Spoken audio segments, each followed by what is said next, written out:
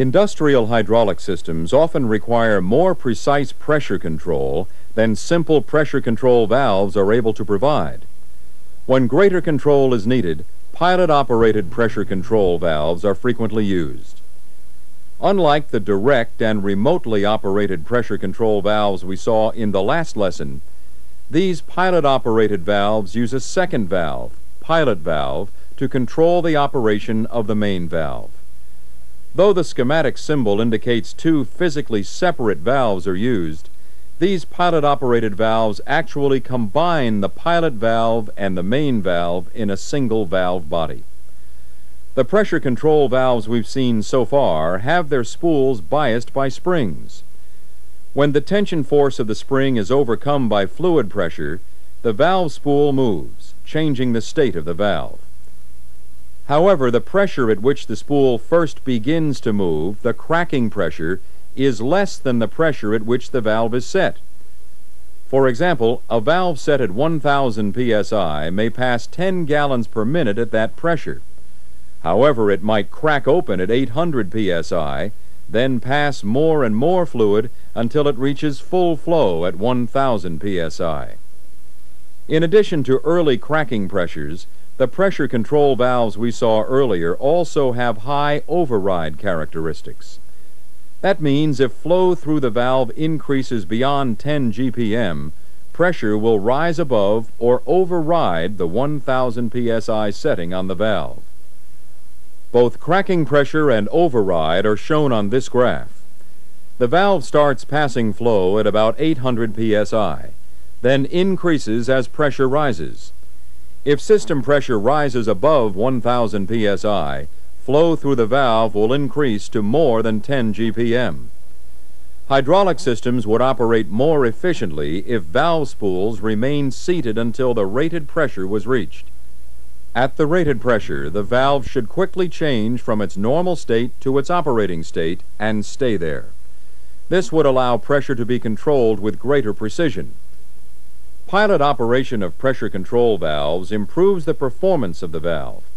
It uses pilot pressure and pressure from a bias spring to keep the spool of the main valve in its normal position, passing or non-passing, until a preset pressure is reached. Pressure developed by the pilot valve stabilizes pressure at the main valve spool. As a result, both early cracking pressure and high override are reduced to a minimum. To understand more clearly how pilot-operated pressure control valves work, let's take a close look at a pilot-operated relief valve.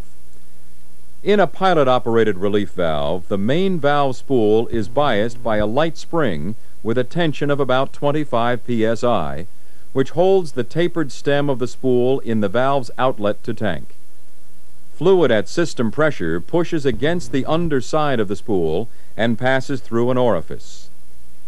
The spool in the pilot valve is a dart with a relatively small area exposed to pressure and a relatively stiff spring. The dart spring in this valve, for example, has a tension value of 975 psi, so it remains seated until pilot pressure at the face of the dart reaches 975 psi. Suppose the valve is set at 1,000 psi. If system pressure rises to 900 psi, nothing happens. The main valve does not open because pilot pressure through the orifice and the tension of the 25 psi bias spring keep the spool non-passing. The pilot valve stays closed because 900 psi isn't enough to make the dart passing. However, at 990 psi, the pilot dart opens, but the main valve remains closed. That's because even though 990 psi pushes up on the spool, there is 1,000 psi pushing down on the spool. The 1,000 psi is the combination of the 975 psi pilot pressure at the pilot dart and the 25 psi from the bias spring in the main valve. Finally, when the system pressure reaches 1,000 psi, the main valve spool opens. Since cracking of the main valve typically begins somewhere above 995 psi, the valve changes from completely closed to fully open with very little pressure differential. If we plot the performance of the valve on a graph, it closely follows the dotted line, which indicates the ideal condition. No flow at all is passed until 975 psi. At 1000 psi, with very little rise in pressure, the valve allows full flow. Many different types of pressure control valves can be pilot operated in a similar way. For example, sequence valves, counterbalance valves, and reducing valves are all frequently pilot operated. The biggest difference is usually the spool. Although the main spools in these valves differ from the spool used in a relief valve, the basic operation is the same. That is, the pilot valve returns fluid to tank, reducing pressure on one side of the main valve spool, allowing it to shift in response to system pressure. Very often it's desirable to adjust a valve from a remote location. Since operation of the main valve depends on when its pilot valve returns to tank, a second pilot valve can be used to adjust the pressure at which returning will occur.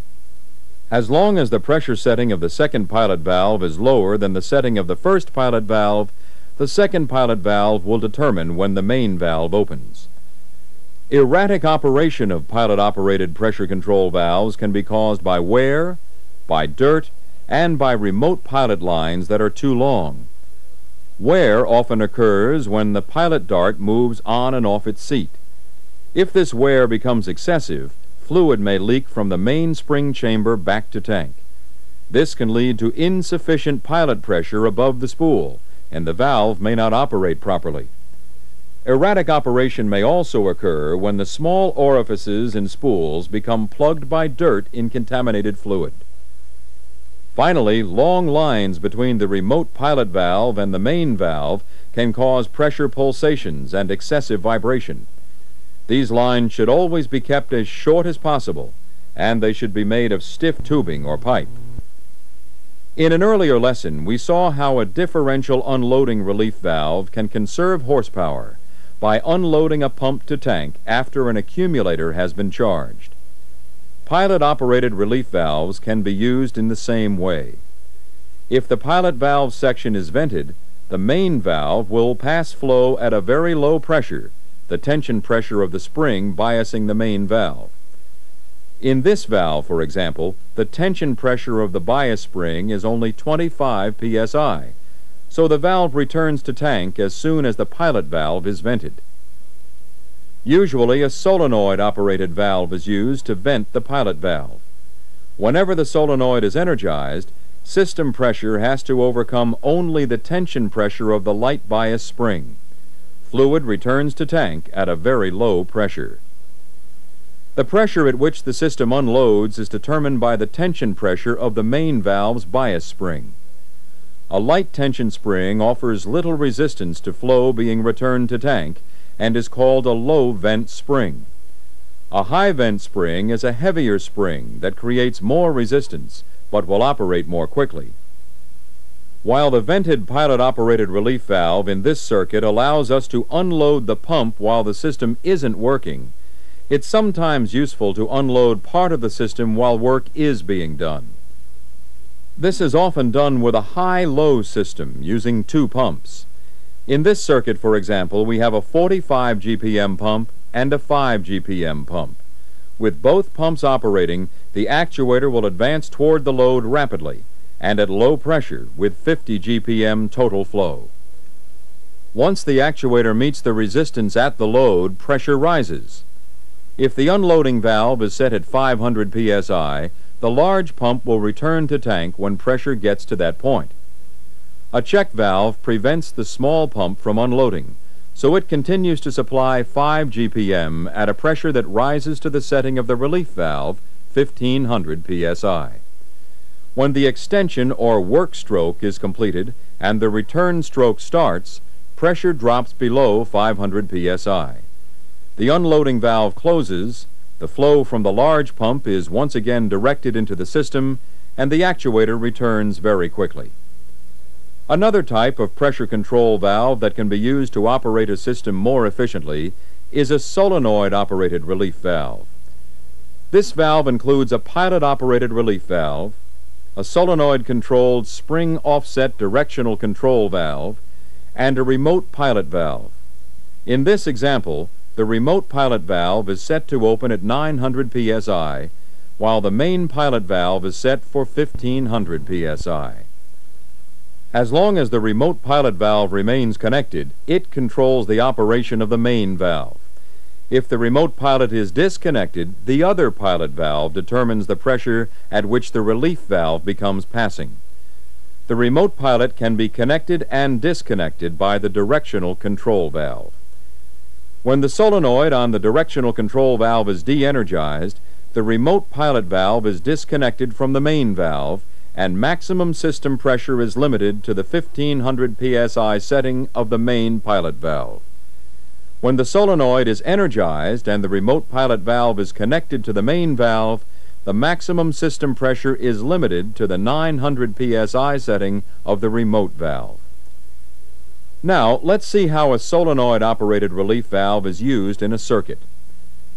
Cylinder A requires a flow of 10 GPM at 1300 psi to move its load, while cylinder B needs only 6 GPM at 700 psi. The pump produces an additional 100 psi to overcome liquid resistance. The simple relief valve is set to open at 1500 psi. When the directional control valve sends pump flow to cylinder A, the horsepower used by the cylinder to do work and the horsepower produced by the pump are pretty evenly matched. We learned in an earlier lesson that horsepower can be calculated by multiplying GPM by PSI by the constant 0.000583. That means that the horsepower used by cylinder A equals 10 times 1300 times 0.000583, or a little less than 7.6 horsepower. The pump is generating 10 times 1400 times 0.000583, or a little less than 8.2 horsepower. However, when we shift the pump flow to cylinder B, the system becomes quite a bit less efficient. The pressure-compensated flow control valve lets only 6 GPM pass at 700 psi. This means cylinder B is using only 6 times 700 times 0.000583, or about 2.4 horsepower, while the pump is producing about 8.7 horsepower to push the remaining 4 GPM past the relief valve at 1500 psi. This excess horsepower is turned into heat in the system. By installing a solenoid-operated relief valve, the system can be made to operate more efficiently. Now, when cylinder A completes its work, the solenoid on the relief valve energizes, connecting the remote pilot valve. That limits the system pressure to 900 psi. Therefore, the pump uses only about 5.2 horsepower when cylinder B is working instead of the previous 8.7 horsepower. That means the pump will be generating less heat in the system. As we've seen, there are several ways to reduce the amount of power and heat generated when the system is not working, or when the work being done decreases. We can direct pump flow to tank at low pressure using vented pilot-operated relief valves. We can use unloading valves in a high-low circuit, and we can use directional control valves to select different pilot relief settings. However, there are limits on how much horsepower can be conserved and still keep the system operating. Just because a pump's flow is directed to tank at low pressure doesn't mean the pump's prime mover, usually an electric motor, no longer has to work. How much work the motor has to do when the pump is idling depends upon the pump's overall efficiency. Pump efficiency can be determined by dividing the pump's hydraulic horsepower by the input horsepower of the electric motor, and then multiplying that number by 100. For instance, suppose a pump is delivering 10 GPM at 1000 psi. This would be about 5.8 horsepower. If the electric motor has to develop 7 horsepower to turn the pump at that speed, then the pump's overall efficiency would be 5.8. The horsepower of the pump divided by 7, the horsepower of the motor times 100, or about 83%. In this lesson, we have seen how pilot-operated relief valves work and how they can be used in hydraulic systems. In the next lesson, we'll take a look at different types of hydraulic pumps and see how they work.